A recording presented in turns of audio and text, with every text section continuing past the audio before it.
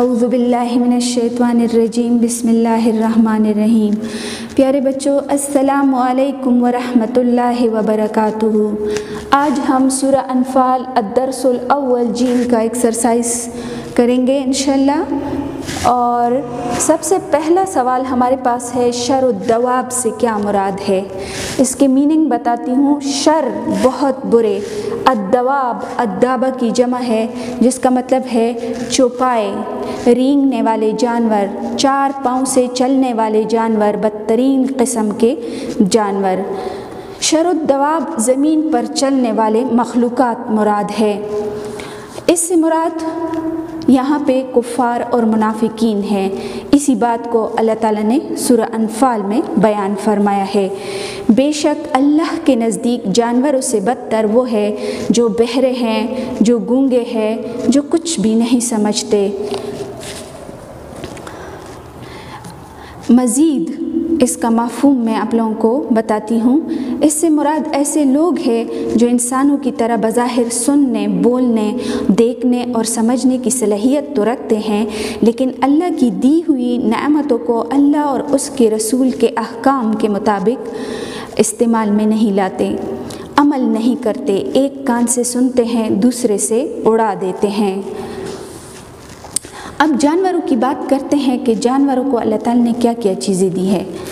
جانوروں کو اللہ تعالیٰ نے کھانا، پینا، بچے پیدا کرنا اور ایک خاص وقت تک بچوں کی نگہداشت یا دیکھ بھال کرنا سکھایا ہے۔ جانوروں کو اللہ تعالیٰ نے قوت گویائی یعنی بولنے کی قوت بھی نہیں دی، عقل و شعور سے بھی محروم رکھا ہے، لیکن ان کے مقابلے میں اللہ تعالیٰ نے انسان کو ان چیزوں سے نوازا ہے۔ اس سے انسان کو عقل و شعور کے سبب ہی تو انسان کو حیوانوں سے برتر اور افضل قرار دیا گیا ہے، مگر ایسے انسان جو حق و باطل میں تمیز کرنے، سننے، بولنے اور سمجھنے کی قوت سے صحیح کام نہیں لیتے، حق کو سمجھنے کے لیے اور حق کی تبلیغ کرنے کے لیے بروئے کار نہیں لاتے، ان کا شمار انسانوں میں نہیں کیا جا سکتا، بلکہ یہ تو جانوروں سے بھی بدتر ہے۔ جیسے اللہ تعالیٰ نے انسان کو کان دیے ہیں تو میرے حکم کے مطابق سنو، آنکھیں دی ہے تو میرے حکم کے مطابق دیکھیں، ایسی چیزیں نہ دیکھیں جس کو میں نے حرام قرار دیا ہے۔ اس طرح ہاتھ دیے ہیں تو اس سے ایسے کام کرو جو اللہ کو پسند ہو، چوری، ڈاکے وغیرہ نہ ڈالو۔ اگر اس طرح کرو گے تو شر الدواب کے زمرے میں آؤ گے۔ انسان بولنے، سننے اور سمجھنے جیسی عظیم نعمتوں کو اللہ کے فرمان کے مطابق استعمال کرے تاکہ اللہ کی خوشنودی حاصل کر سکیں۔ ہمارے پاس سوال نمبر 2 ہے، امانت میں خیانت سے کیا مراد ہے؟ اللہ تعالیٰ نے سورہ انفال میں فرمایا، اے ایمان والو، اللہ اور اس کے رسول کی امانت میں خیانت نہ کرو اور نہ اپنی امانتوں میں خیانت کرو، اور تم ان باتوں کو جانتے ہو۔ اب امانت میں خیانت سے کیا مراد ہے؟ خیانت کی لغوی معنی ہے دھوکہ دینا، بددیانتی کرنا، بے ایمانی کرنا۔ کوئی چیز آپ کے پاس رکھ دے، اس کو تھوڑا کہا جانا، پورا کہا جانا، ضائع کر جانا امانت میں خیانت کہلاتا ہے۔ اس کے علاوہ اگر کوئی آپ سے وعدہ کرے، اس کی خلاف ورزی کرنا، عہد کی پاسداری نہ کرنا، یہ بھی امانت میں خیانت ہے۔ اس کا شان نزول یہ ہے کہ جب بنو قریظہ نے جنگ احزاب میں معاہدے کی خلاف ورزی کی تو آپ صلی اللہ علیہ وسلم نے ابو لبابہ کو ان کے پاس بھجوا دیا کہ شرائط کے مطابق قلعے اور گھر خالی کر دیں۔ انہوں نے پوچھا کہ اگر ہم خالی نہیں کریں گے تو ہمارے ساتھ کیا سلوک کیا جائے گا؟ ابو لبابہ نے اپنے ہاتھ کو گلے پر چھری کی طرح پھیر دیا اور کہا کہ ذبح کیے جاؤ گے۔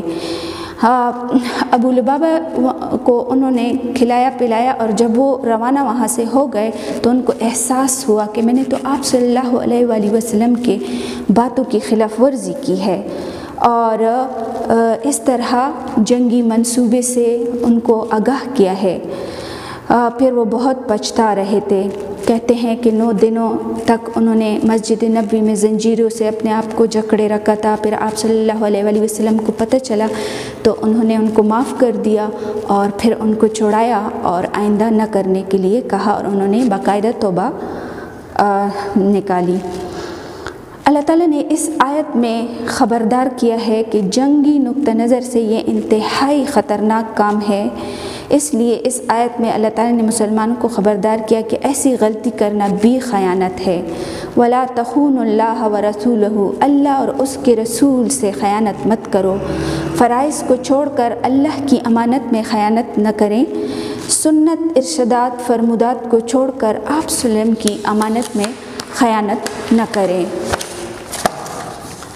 آپ صلی اللہ علیہ وآلہ وسلم کی سنت و مسنون طریقوں کے مطابق زندگی گزارنی چاہیے۔ وَلَا تَخُونُوا أَمَانَاتَكُمْ، اور اپنی امانتوں میں خیانت مت کرو۔ اس کا مطلب یہ ہے کہ ایک شخص جب دوسرے کے پاس امانت رکھواتا ہے اس میں خیانت نہ کرے۔ اس طرح آپ صلی اللہ علیہ وسلم نے بھی امانت کی حفاظت کی بڑی تاکید فرمائی۔ آپ صلی اللہ علیہ وسلم نے فرمایا، الایمان لمن لا امانات لہ، اس کا ایمان نہیں جس میں امانت کی پاسداری نہیں۔ عہد کی پاسداری کرنا، اگر کوئی آپ سے کوئی عہد کرے تو اس کی بھی پاسداری کرنی چاہیے، یہ بھی امانت ہے۔ اگر کوئی کسی سے عہد کرے تو یہ بھی ایک امانت ہے، اور اس عہد کو مکمل صورت میں پورا نہ کرنا خیانت ہے۔ رازداری کی حفاظت کرنی چاہیے۔ اگر کسی نے کوئی راز کی بات بتائی ہے تو اس کی راز کی حفاظت نہ کرنا بھی خیانت ہے۔ ذمہ داری، اگر کسی شخص کی کوئی ذمہ داری ہے، جیسے کسی پر اپنے اولاد کو پالنے کی ذمہ داری ہے، کسی پر کوئی خدمت کرنے کی ذمہ داری ہے، وغیرہ وغیرہ، تو ان ذمہ داریوں کو پوری طرح سے نہ نبھانا بھی خیانت ہے۔ آخر میں کہتی ہوں کہ امانتوں میں حقوق اللہ، حقوق العباد، تمام ڈیوٹیاں، فرائض، لوگوں کی امانتیں، سپرد شدہ املاک، میٹر وغیرہ کی حفاظت آتی ہے۔ جیسے بجلی کا میٹر ہے، اگر ہم بجلی چوری کرتے ہیں تو یہ بھی امانت میں خیانت ہے۔ مسلمانوں کو چاہیے کہ وہ امانتوں کی حفاظت کرے، خود کو خیانت سے بچائے، کیونکہ یہ بہت بری بات ہے۔ عبارات کی طرف ہم بڑھتے ہیں۔ عبارت اور اس کا مفہوم۔ ہمارے پاس پہلی عبارت ہے، وَلَا تَكُونُوا، مت بنو، كَالَّذِينَ، ان لوگوں کی طرح، قالوا، جو کہتے ہیں، سمعنا، ہم نے سنا، وَهُمْ لَا يَسْمَعُونَ، حالانکہ وہ حقیقت میں نہیں سنتے۔ اور ان لوگوں جیسے نہ ہونا جو کہتے ہیں کہ ہم نے اللہ کا حکم سنا مگر حقیقت میں نہیں سنتے۔ اس کا مفہوم میں بتاتی چلوں کہ اس آیت میں اللہ تعالیٰ نے مسلمانوں کو یہ حکم دیا ہے کہ تم کافروں اور منافقوں کی مشابہت اختیار مت کرو، یعنی ان کی نقالی مت کرو، ان کی طرح مت بنو۔ کافر اور منافق زبان سے کہتے تھے کہ ہم نے سن لیا، لیکن وہ دل سے اللہ کا حکم تسلیم نہیں کرتے تھے۔ مطلب یہ ہے کہ سن لینے کے باوجود عمل نہ کرنا ہے، سنتے ہیں لیکن عمل نہیں کرتے۔ یہ کافر اور منافقوں کا طریقہ ہے۔ لہٰذا تم یعنی مسلمان اس رویے سے بچیں اور ان منافقوں کی مشابہ نہ بنو، کیونکہ یہ ایمان کے تقاضے کے خلاف ہے۔ خوبیوں سے عاری، دراصل ایسے لوگ سننے اور سمجھنے کی صلاحیت سے ہی محروم ہوتے ہیں اور ان خوبیوں سے عاری ہوتے ہیں جو انسان کو جانوروں سے ممتاز کرتی ہے۔ اس آیت کا حاصل کلام یہ ہے کہ ہر مسلمان کے لیے ضروری ہے کہ اللہ تعالیٰ اور اس کے رسول کے احکامات کو دل کی گہرائیوں سے پورے خلوص سے تسلیم کرے، نہ صرف تسلیم کرے، سنے، بلکہ ایمان لائے اور ان پر عمل کرنے کی کوشش کریں۔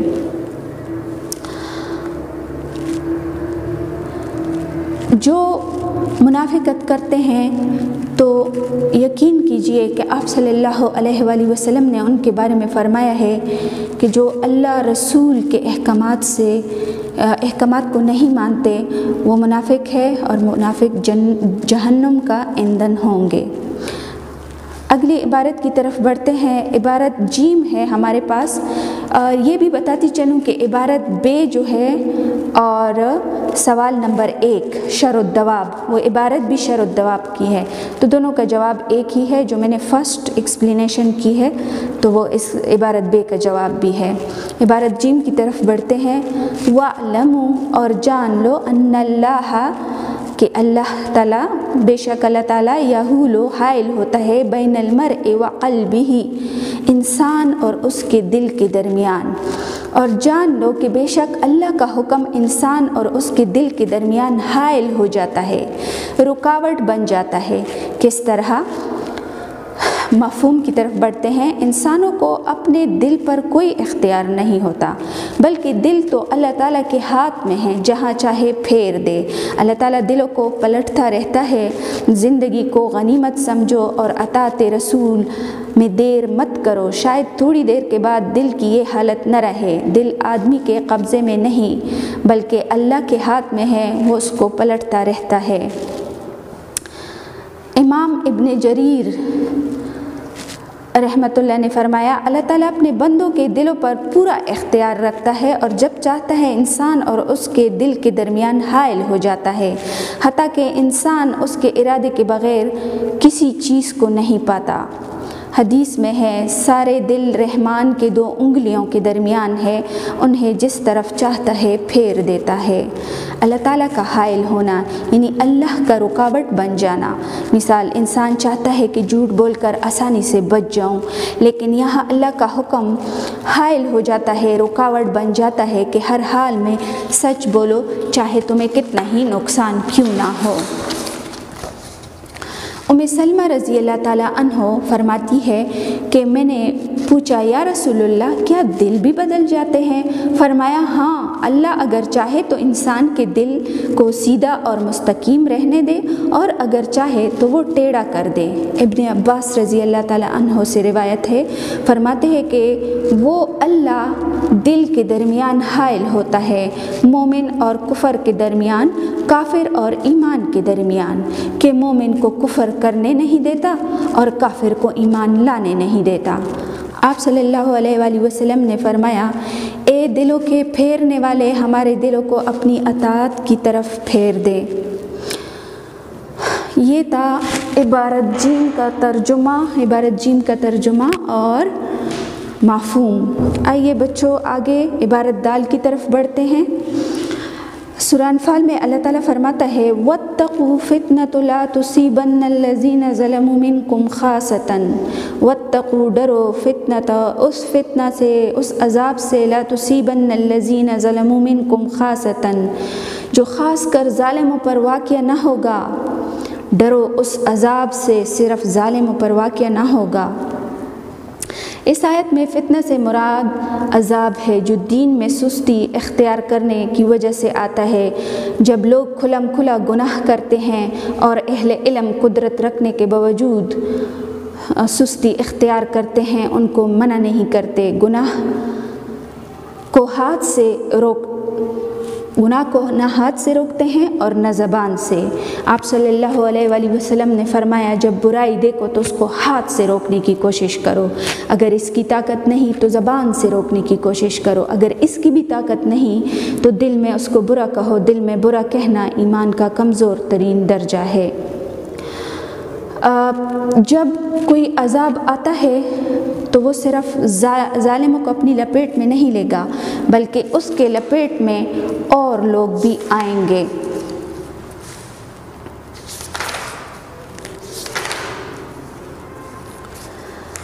اچھا، میں ایک پیغمبر کے قوم سے آپ لوگوں کو مثال دیتی ہوں کہ جو عذاب آیا تو صرف ظالم اس کی لپیٹ میں نہیں آئے بلکہ عام لوگ بھی اس کے لپیٹ میں آئے۔ حضرت داؤد علیہ السلام کی قوم تھی، بنی اسرائیل میں سے حضرت داؤد علیہ السلام کی قوم تھی۔ یوم سبت یعنی ہفتے والے دن اللہ تعالیٰ نے مچھلی کے شکار سے منع کیا تھا، تو لوگ کیا کرتے تھے کہ ہفتے کو جال بچھاتے تھے اور اتوار کو نکالتے تھے اللہ تعالیٰ کو دھوکہ دینے کے لیے کہ یہ تو ہم نے اتوار کو نکالی ہے، یا دریا میں سے کوئی ایسا راستہ نکالتے تھے جہاں پہ مچھلیاں چلی جاتی تھی اور پھر وہ راستہ بند کرتے تھے کہ تاکہ پھر وہ مچھلیاں واپس نہ جائیں، تو پھر وہ سارے کے سارے بندر بن گئے، جو ظلم کرنے والے تھے وہ بندر بن گئے، جو تماشائی تھے جو خود تو رک گئے تھے لیکن ان ظالموں کو نہیں روک رہے تھے تو وہ بھی بندر بن گئے، اور کہتے ہیں کہ ان پہ یہ عذاب آیا اور اس عذاب سے ان کو بہت سخت تکلیف پہنچی اور تقریباً 3 دنوں کے اندر پھر وہ فوت بھی ہو گئے۔ مختلف مفسرین نے ان گناہوں کی نشاندہی کی ہے، جیسے نیکی کا حکم نہ دینا اور برائی سے منع نہ کرنا بھی اس میں شامل ہے۔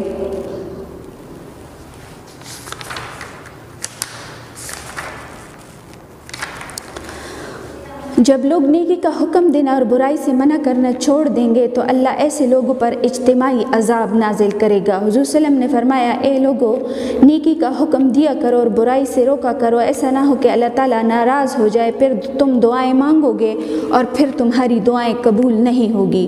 تم استغفار کرو اور وہ بخشنے والا مہربان ہے۔ برائی کو مستقل اپنانا، اللہ نے مسلمانوں کو حکم دیا کہ بدی کو اپنے اندر ٹھہرنے نہ دو، ورنہ اللہ عمومی عذاب نازل کرے گا۔ جس قوم نے نیکی کا حکم دینا چھوڑ دیا، بدکاروں اور نافرمانوں اور ان کی بدعمالیوں کی وجہ سے روکنا ترک کر دیا جائے تو یہ ایسا فتنہ ہے جس کا وبال ساری قوم کو اٹھانا پڑے گا۔ اس کی زد میں وہ لوگ بھی آ جائیں گے جو پاک زندگی بسر کر رہے تھے، اس لیے وہ آئیں گے کیونکہ وہ برائی سے منع نہیں کرتے تھے۔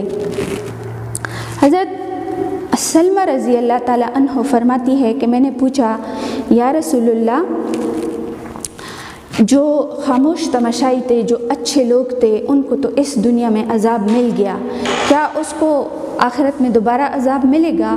تو آپ صلی اللہ علیہ وآلہ وسلم نے فرمایا کہ نہیں، اپنے حصے کا اپنے کیے کا عذاب وہ بھگت چکے تو اس دنیا میں ان اچھے لوگوں کو عذاب نہیں ملے گا۔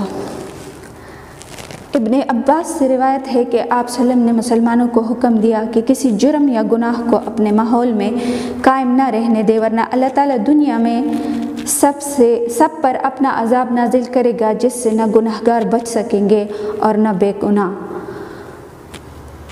فتنہ کی مثال ایسی ہے جیسے فتنہ کی مثال آگ کی طرح ہے، خشک اور تر دونوں کو اپنی لپیٹ میں لے لیتا ہے۔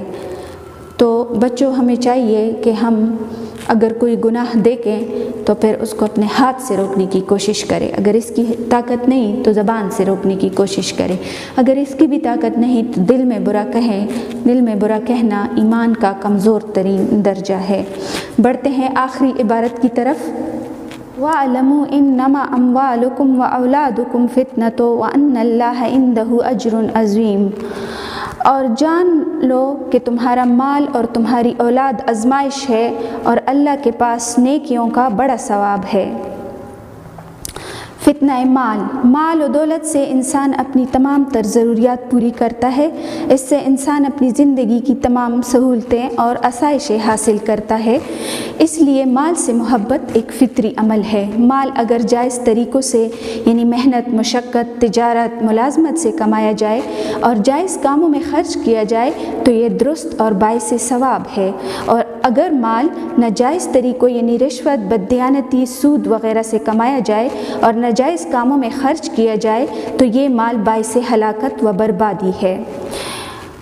فتنہ اولاد آیت کے دوسرے حصے میں اولاد کو بھی آزمائش قرار دیا گیا ہے۔ اولاد سے محبت کرنا بھی انسان کی فطرت میں شامل ہے، اور یہ محبت اس قدر شدید ہوتی ہے کہ والدین اولاد کے لیے بڑی سی بڑی قربانیاں دیتے ہیں، جان کی بازی تک لگا دیتے ہیں۔ اگر والدین اولاد کے لیے ناجائز طریقے استعمال کرے تو یہ اولاد تو یہ اولاد کے لیے باعث فتنہ، تو یہ اولاد ان کے لیے باعث فتنہ بن جاتے ہیں۔ اور اگر ان کی ضروریات پورا کرنے کے لیے حلال ذرائع استعمال کرے تو اللہ اور اس کے رسول کے احکام کے مطابق اولاد کی پرورش کرے اور تربیت کرے تو یہ اولاد باعث رحمت ہے۔ آپ صلی اللہ علیہ وآلہ وسلم نے فرمایا کہ مال اور اولاد سے بڑھ کر سخت آزمائش اس دنیا میں نہیں، یہ محبت انسان کو بزدل اور بخیل بنا دیتی ہے۔